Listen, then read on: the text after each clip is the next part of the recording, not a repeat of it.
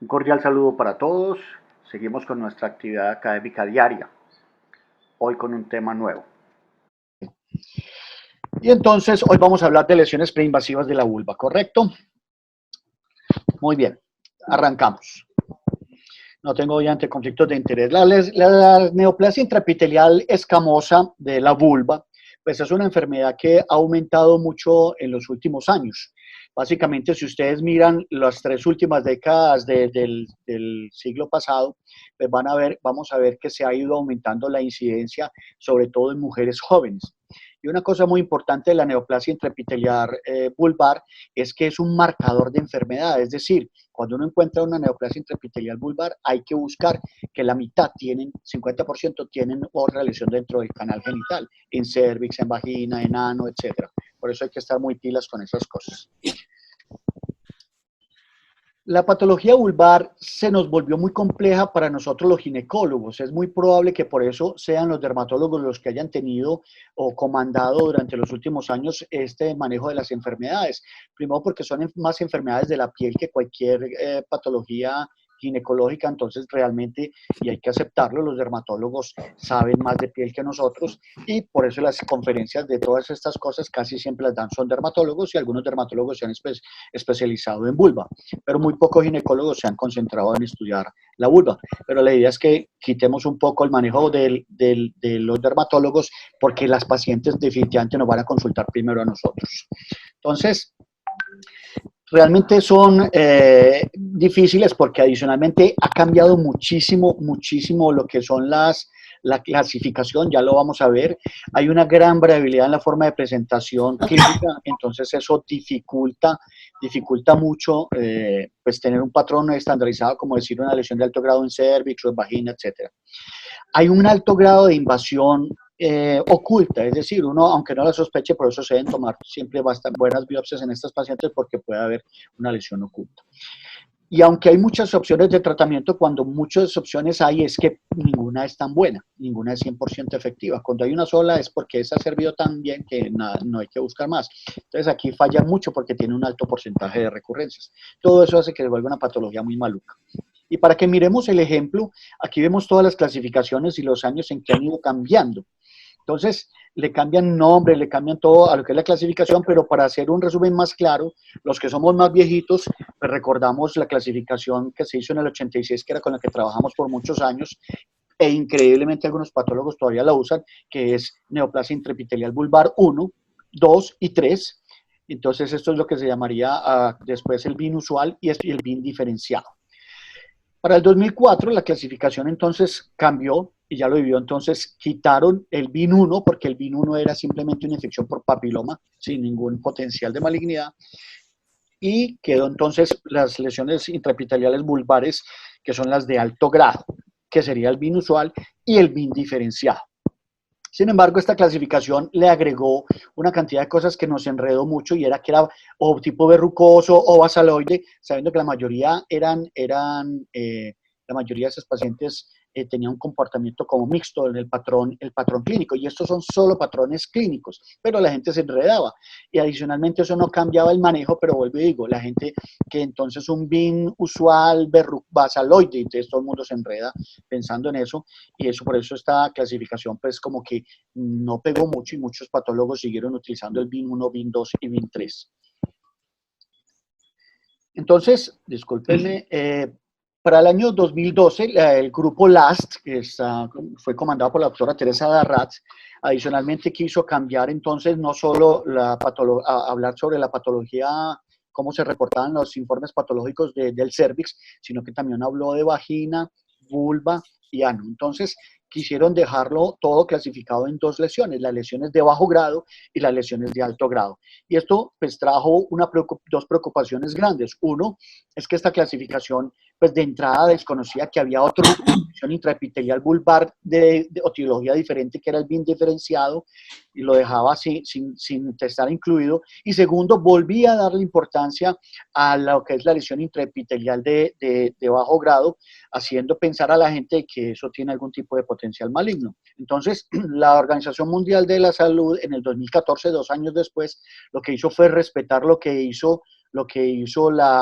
el grupo LAS, pero le agregó entonces que también existía Intento.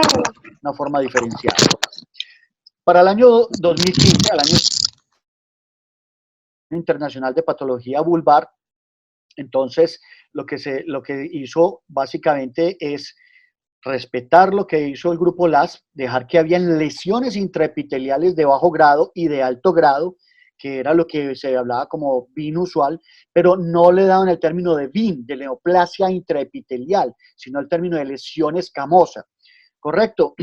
Haciendo la claridad de que la lesión intraepitelial escamosa de bajo grado no tiene potencial de malignidad y entonces la neoplasia intraepitelial vulvar, el BIN verdaderamente, sería solamente el BIN usual, que es la lesión intraepitelial de alto grado, ¿cierto? Vulvar, o el BIN diferenciado. Entonces, vuelvo y les digo, se sigue utilizando, el patólogo les puede informar a ustedes que hay una lesión intraepitelial de bajo grado en vulva, ustedes saben que no tienen potencial de malignidad, que no hay que tratar, etcétera, o no hay que hacer mayor cosa, o le puede reportar una lesión intraepitelial de alto grado, que ese es el verdadero BIN, o lesión intraepitelial de alto grado. Y ese sería el BIN usual o el BIN diferenciado, que ya lo vamos a ver. Entonces no hay sino esos dos BIN.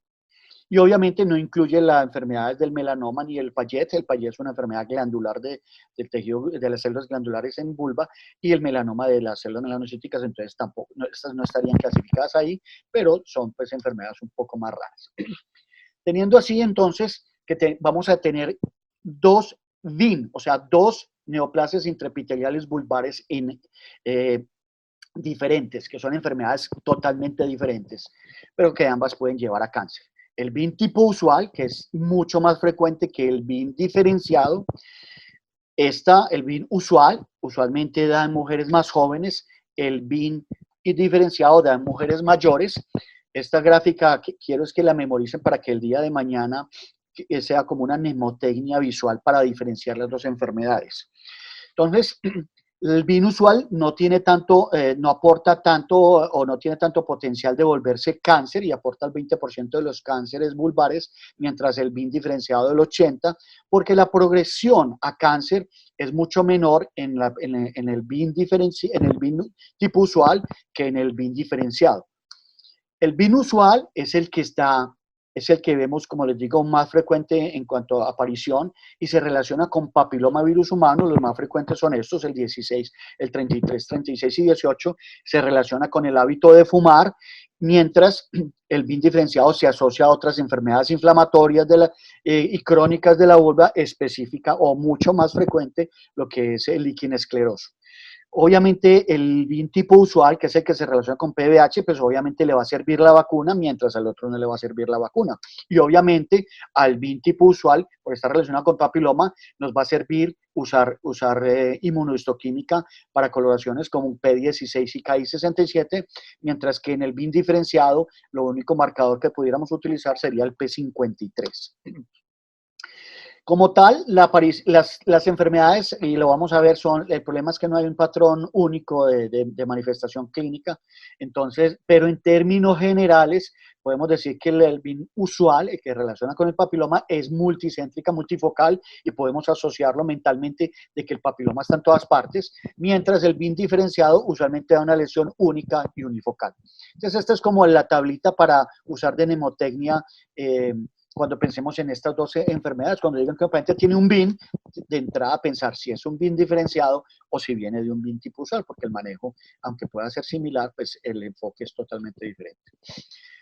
Y es diferente también desde el punto de vista histológico. Cuando uno mira la histología del BIN tipo usual, es un compromiso total del epitelio. Aquí vemos incluso con coloración de P16.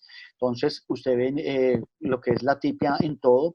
Y vamos a ver unos cambios que ustedes tienen que empezar, muchachos, sobre todo los residentes, a aprender a asimilar como los nombres de las palabras cuando lean las patologías para que no se dejen descrestar. Entonces, uno es que en estas pacientes tienen acantosis, y la acantosis es como el engrosamiento de toda esa parte del epitelio. Hay hiperkeratosis, es decir, aquí no se ve, pero hay una hipertrofia de la capa córnea, hay en el BIN usual. Y hay parakeratosis, que es una alteración ya de la maduración celular, donde uno ve capa córnea donde no debe haber. Mientras el BIN diferenciado es mucho más difícil de ver porque los cambios son mucho más sutiles y hay una variabilidad interobservador.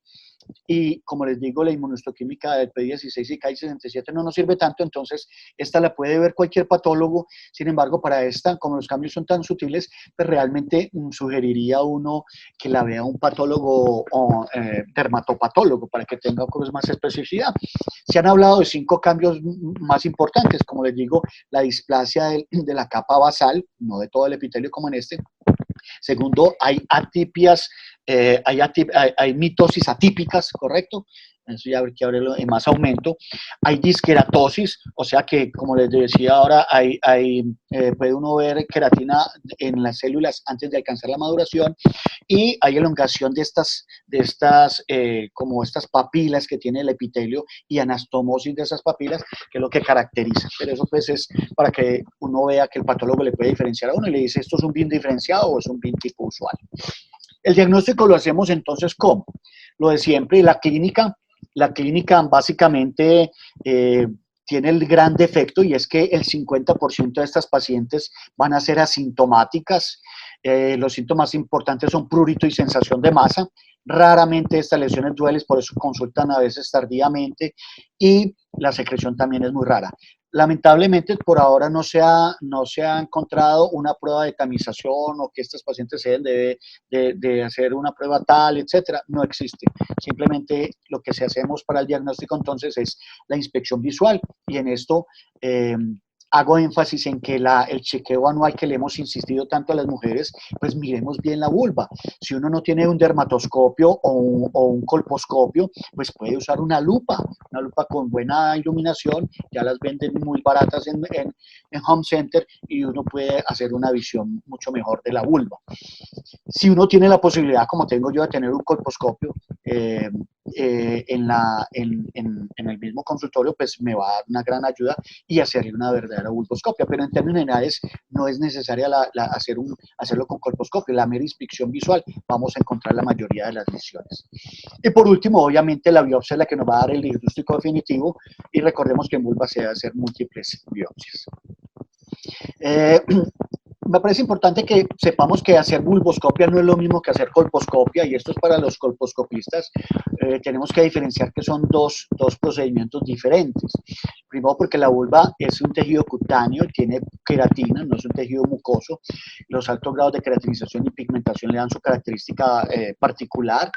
Los vasos, obviamente, por tener esa queratina, todo van a ser menos visibles y no hay un patrón vascular, aunque ahorita les voy a mostrar alguno, no hay un patrón vascular específico. No hay zona de transformación, aunque existe lo que se llama la línea de Hart, que es la línea de la mucocutánea, pero realmente no es una zona de transformación. Y la mucosa vulvar en general se pudiera teñir solita, sin estar enferma, con el ácido acético. Y obviamente cualquier proceso inflamatorio pues tomaría el acético de forma inespecífica, lo cual es una prueba que disminuye pues su sensibilidad. Recordemos que uno puede al examen hacerlo siempre sistemático, puede empezar en el orden que quiera, pero hacerlo sistemático. Aplicación del ácido acético es opcional, recuerden que es muy molesto, arde mucho, sobre todo si la paciente tiene áreas inflamatorias, pero si lo van a usar, úsenlo prolongado, tiene que ser por lo menos 3 minutos a 5, porque se demora más en captar.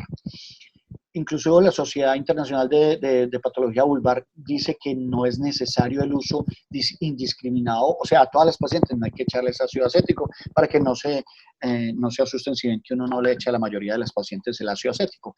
También se ha hablado del test de Collins, que es con el azul de toluidina, pero realmente es muy mala.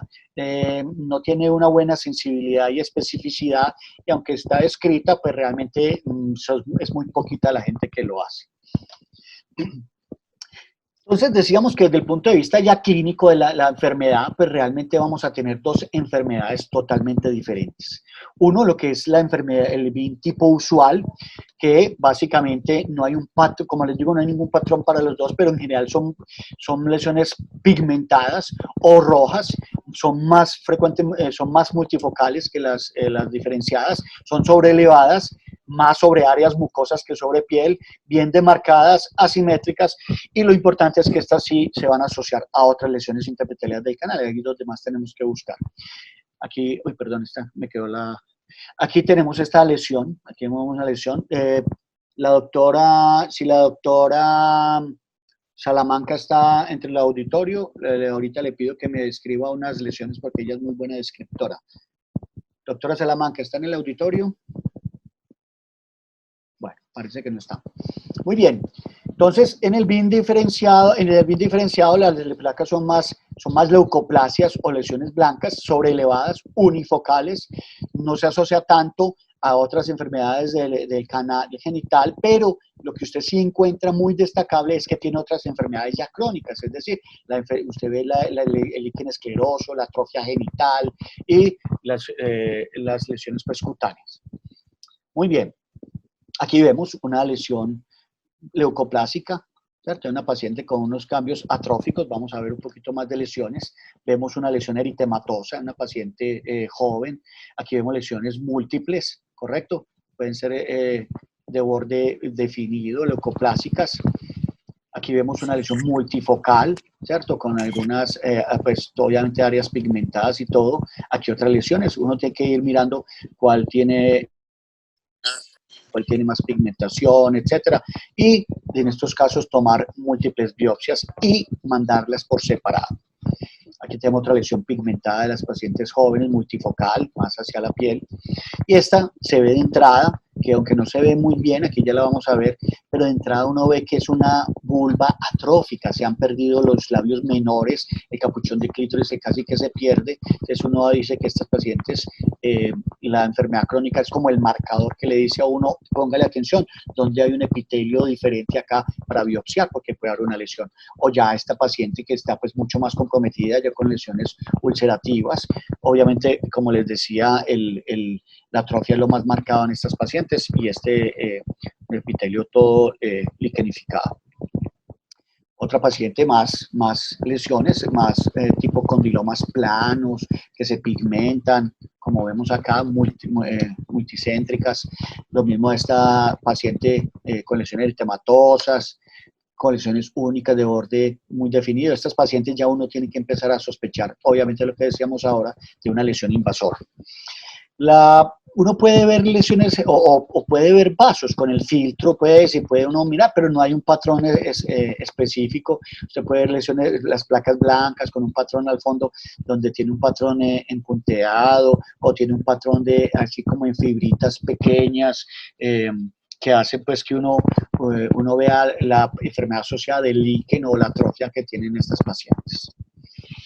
Entonces, como les digo, en vulva hay que biopsiar mucho y uno lo ve también en los dermatólogos biopsian, aunque se vea a veces muy evidente la lesión, se prefiere biopsiar, pero la que uno nunca le puede faltar la biopsia, eso sí obligatoria, son las lesiones pigmentadas, las lesiones menopáusicas que sean verrucosas o condilomas persistentes, la paciente que usted le hace todo el interrogatorio, hace un examen, mira, hace serología y no le encuentra causa, pues básicamente habrá que mirar la causa de todas las lesiones ulcerosas, habrá que hacer la biopsia para descartar que no tenga una lesión de invasión. Todo lo que es sospecha de invasión, que ya lo vamos a ver, y cuando usted piensa hacer un tratamiento destructivo en vez de un tratamiento de resección, pues también se recomienda hacer la biopsia para que no que vaya a ser un tratamiento inadecuado. Las biopsias cuando se hacen sobre el tejido, las biopsias cuando se hacen sobre el tejido, esto cómo lo quitamos. Las biopsias cuando se hacen sobre el tejido mucoso se deben tener una profundidad de al menos 2.5 milímetros y mucho más grueso cuando es en el área, mucosa, 1 milímetro, y cuando es en la piel se puede hacer un poquito más gruesa o se debe hacer un poquito más gruesa por el grosor epitelial con un margen de 5 milímetros. Pueden ser biopsias excisionales, incisionales o con el punchito. Pero en todo caso, como les decía, siempre con tomar biopsias múltiples. Para eso se puede usar anestesia local, en crema, pero la lidocaína con una jeringuita, con una agujita de 26, da muy bien la anestesia.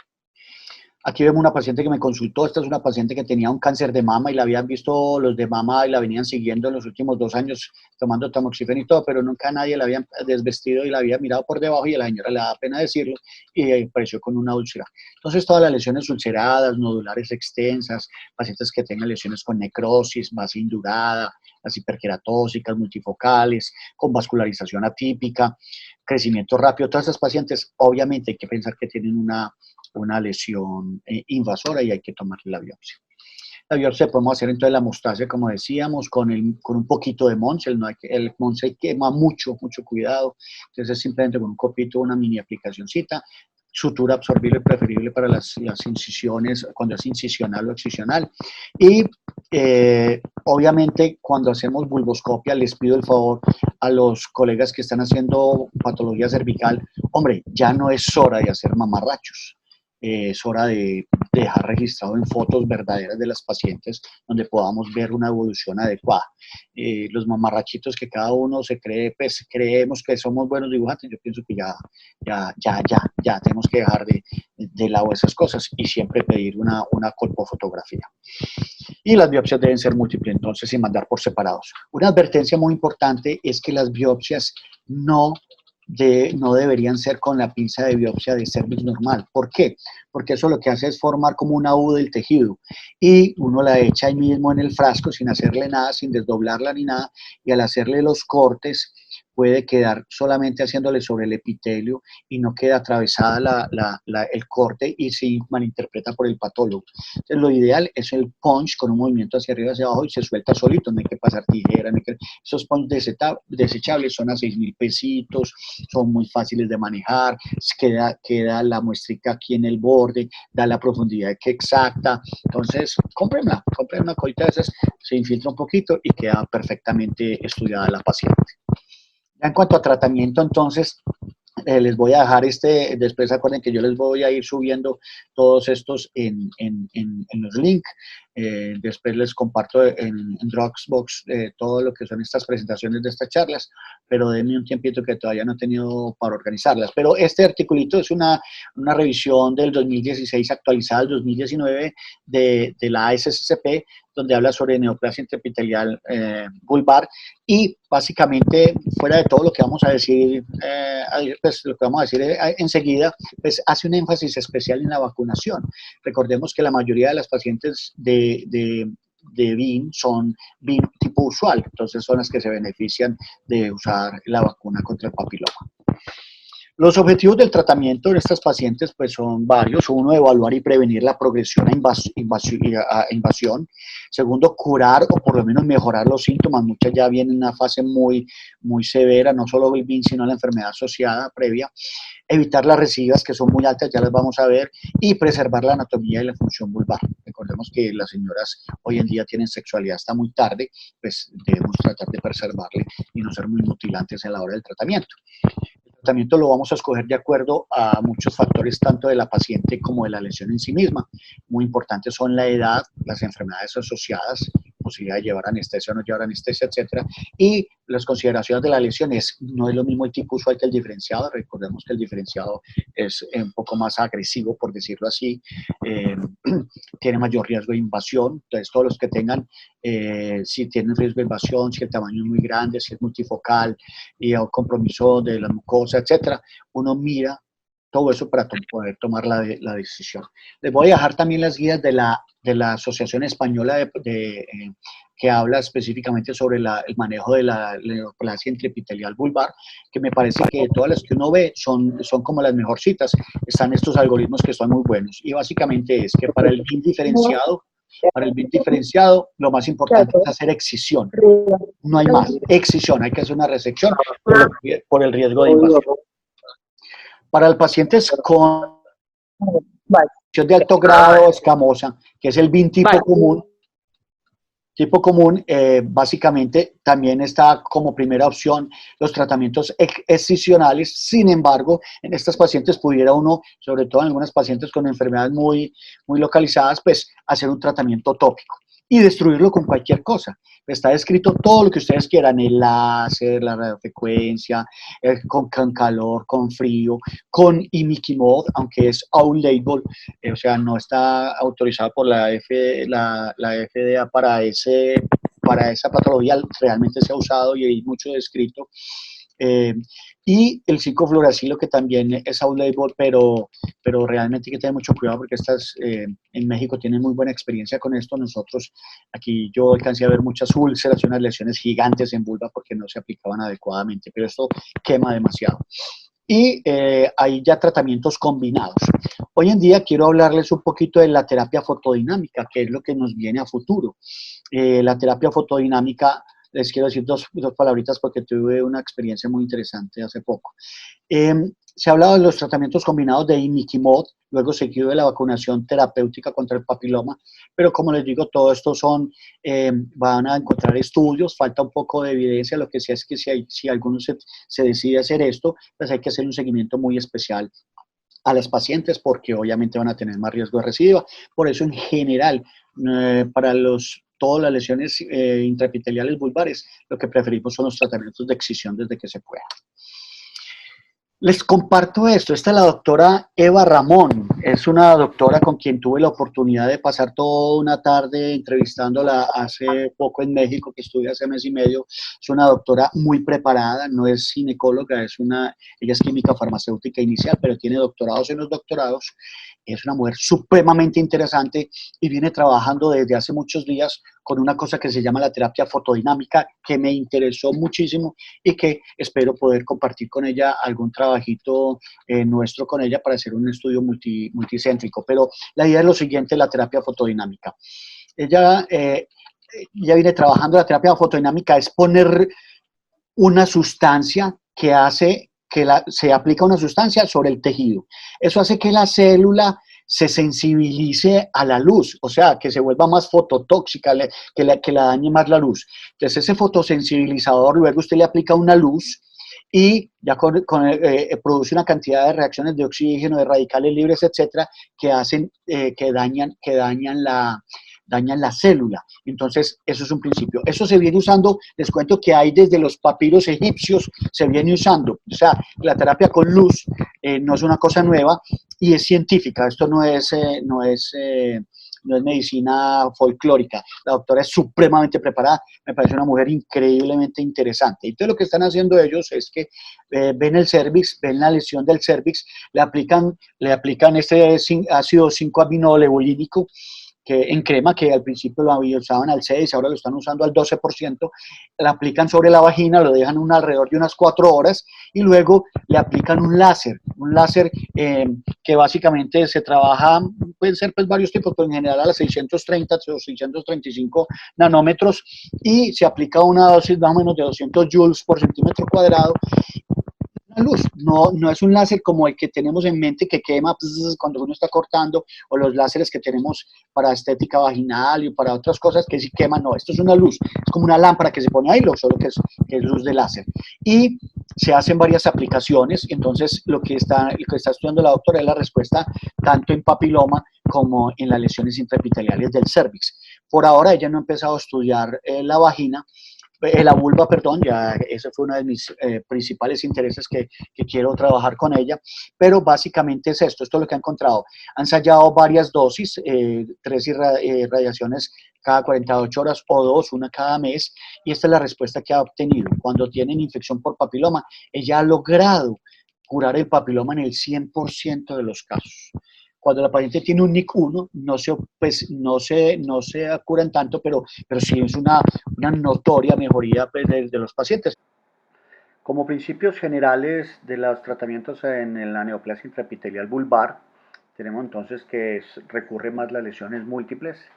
El tener bordes libres en la patología no exime de una recidiva o de una progresión local. Siempre ante sospechas de invasión debemos hacer tratamientos de resección y sea con lo que sea que ustedes lo vayan a tratar, pues van a haber porcentajes de recidivas que están alrededor de un 20% independiente de con que hagan el tratamiento.